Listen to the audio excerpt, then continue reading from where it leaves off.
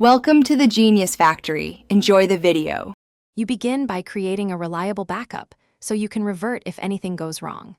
Once that's secured, enable developer options and USB debugging on your device to allow file transfers and flashing. Make sure your desktop has the proper drivers and ADB/fastboot installed. This is why transfers and commands work.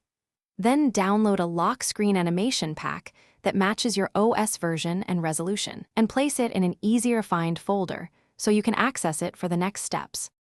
Next, you extract the animation and verify file names and formats. Mismatches cause failures.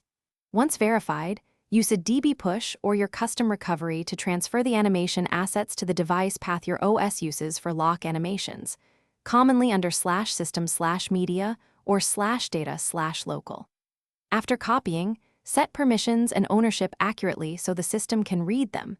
Incorrect permissions prevent loading. Make sure to clear any caches related to the lock screen or reboot into system. Finally, reboot and lock your screen to see the new animation in action. This confirms success. If you encounter a blank or static lock screen, inspect Logcat for errors, verify file names, and recheck permission bits. Those are the most common culprits. If the animation still fails, revert to your backup and retry with a different compatible pack or adjust resolution and format. Make sure to document each change so you can repeat the working sequence without guesswork. Thanks for watching. If you found this helpful, don't forget to like and subscribe.